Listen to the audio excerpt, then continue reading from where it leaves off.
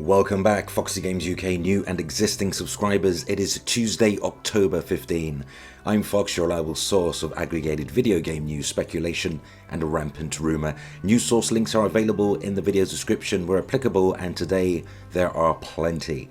So in today's video, seems we just can't get enough of PlayStation 5 news, and for a system some 12 months or so out with a form factor yet to be publicly revealed, not a single specific PS5 game has been demoed publicly, and very limited official Sony Interactive Entertainment information shared, there's quite a bit of detail here.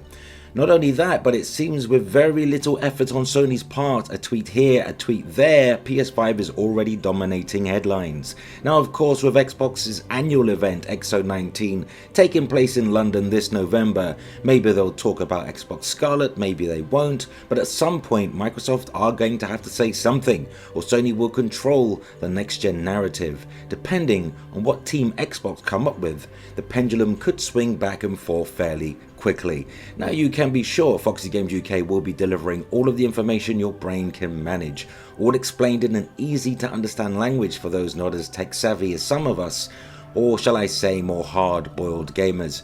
As for PS5, it seems Sony Interactive Entertainment are certainly promoting the company's next-gen PlayStation platform effectively. Sony are not giving too much away, just enough information to keep us hanging on. So I'm not going to cover the same old PS5 news that seems to be fresh to so many right now, though not for me, since a lot of this I reported more than a year or so ago.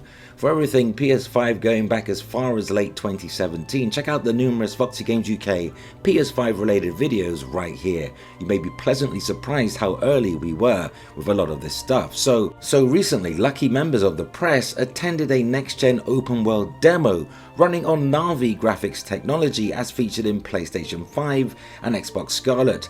Now, according to those who witnessed the presentation of the said demo, many left with their jaw dropped and just how excellent the PS5's graphics appeared on screen, thanks to a journalist at GameFan.com who attended the very private behind closed doors presentation for Sony's next console, during which he was shown an impressive tech demo of an open world game that blew him away, so much so the journalist felt compelled to shout out publicly, WTF, here's a quote.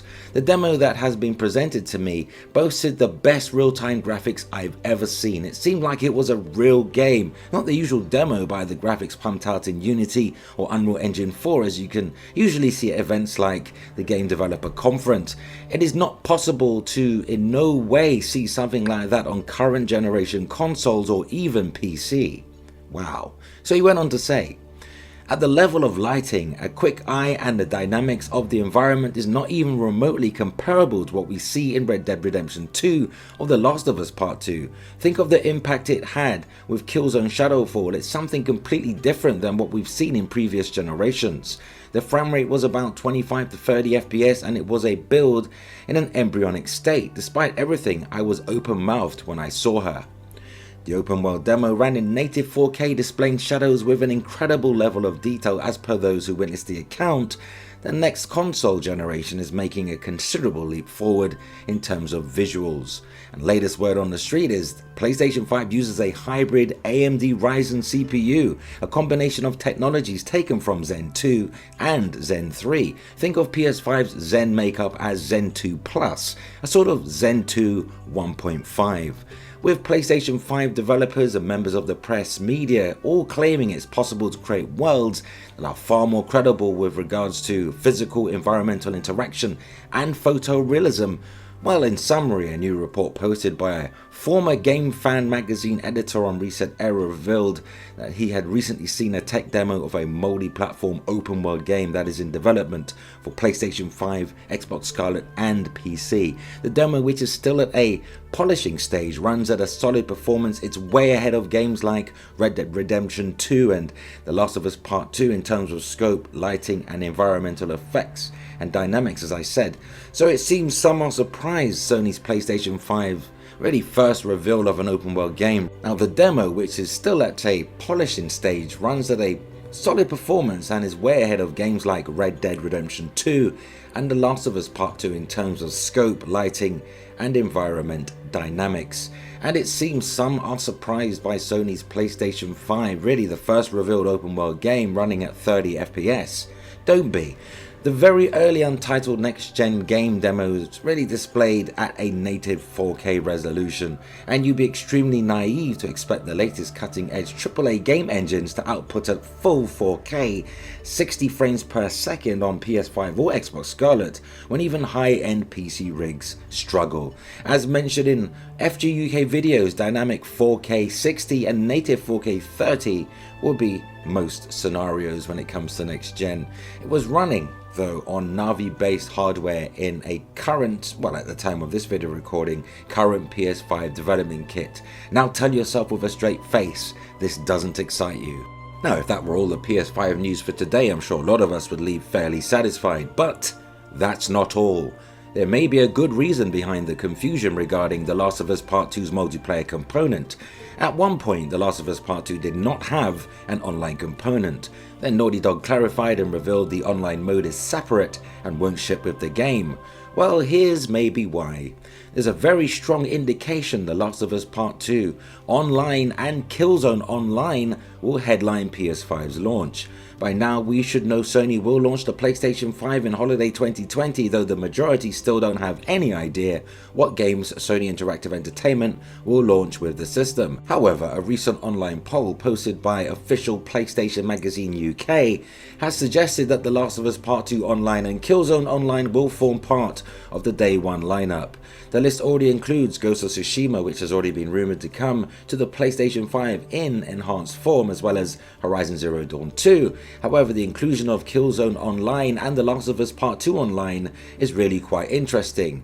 Killzone Shadowfall was a PS4 launch title way back in 2013, and we haven't seen nor heard anything since regarding the IP, mainly because Guerrilla Games spent most of this generation working on the phenomenal Horizon Zero Dawn IP and DLC. As for Horizon Zero Dawn 2, well, a sequel is definitely in the works, and not at all surprising since the original game sold well over 10 million copies as of February this year, so they're hardly going to put the IP on ice. Though it's The Last of Us Part 2 Online that leaves me most intrigued, particularly since Naughty Dog confirmed just last month the online component for its post-apocalyptic sequel had been canned. Instead it will be released as a mode at a later date, so it's entirely feasible the title will end up on PlayStation 5, as will the campaign mode that will feature real-time ray tracing, higher frame rates, higher shadow quality, just about everything higher. And in our final snippet of PlayStation 5 news for this video, DualShock 5, yes, the PlayStation 5 controller that features haptic feedback, a form of enhanced rumble, a built-in microphone that is used to communicate with the PlayStation voice assistant, Aloy, as well as advanced triggers that offer resistance levels to enhance the experience further. And yet another patent has been discovered, indicating Sony is working on adding yet another exciting new feature to PlayStation controllers, and it could be ready for PS5's launch next year. Dutch blog Techtastic discovered a Sony patent application that was published a few weeks ago describing technology powering a network-connected controller for direct-to-cloud gaming. As the name of the invention clearly indicates, Sony is considering having a PlayStation controller connect directly to the internet to access cloud gaming, similar to what Google are touting for its virtual platform Stadia and its controller, which aims to reduce latency for games that are streamed directly from Google's servers. Sony may be looking to implement a similar feature that would allow gamers to stream PlayStation titles to PS5 with minimal lag due to the tech built into the controller. Now this may not interest those who care little for really game streaming, and as a patent it does not necessarily mean the technology will actually make it into a commercial product, but chances are it probably will at some point. Now in order for this to work, I've been informed the DualShock 5 controller would need to be connected via Wi-Fi to the user's home network, which no doubt facilitates the PlayStation's virtual assistant, a quality of life feature at the center of PlayStation 5. Now a DualShock 5 controller featuring a microphone and Wi-Fi support will be able to really register user commands and transmit them to Sony servers a lot faster than it would if everything really had to be relayed through the console. Though, as I have said on many a podcast, I'm not sure I'm entirely comfortable with my every word recorded by what amounts to be an electronic information collection device as already prevalent in smart TVs, Xbox Connect, and millions of mobile apps. So I'll probably turn that particular service off, but that's just me. What I am interested in is full legacy PlayStation 5 back compatibility, which Sony Interactive Entertainment is working on in time for the company's 25th anniversary celebrations, when the feature is rumored to be announced. PlayStation 1 launched in Japan first way back in December 1994 and in September 1995 in the West, so any celebrations pertaining to Western markets will likely take place at the beginning of the second half of 2020. Yes, of course you buy a next-gen console to play next-gen games, goes without saying, but having the option to revisit those classic PS1 and 2 titles and the ability to replay those treasured PS3 releases natively and without a monthly subscription fee via PlayStation Now, well, that can only be a good thing. What say you? Go ahead, sound off, share your thoughts and opinions on today's news, because that unfortunately brings us to the end of another video, but let's continue the discussion cordially in the comments. And for all your current and next gen news updates, rumour and rampant speculation, hit the like button, spread the word, and yes, keep it locked to Foxy Games UK. Remember, all relevant links where applicable can be found in this video's description, and subscribe to Foxy Games UK. Remember to hit the notification bell so you never miss content. Thumbs up if you like it here, and help us reach more like-minded gamers simply by sharing the video. Consider supporting Foxy Games UK via Patreon, and or grab yourself a Foxy Games UK branded t-shirt or hoodie, available in various colours and designs. You'll find both links in the video's description. And that concludes our time together today. It was great hanging out. Until the next video, remember, play games, not corporations.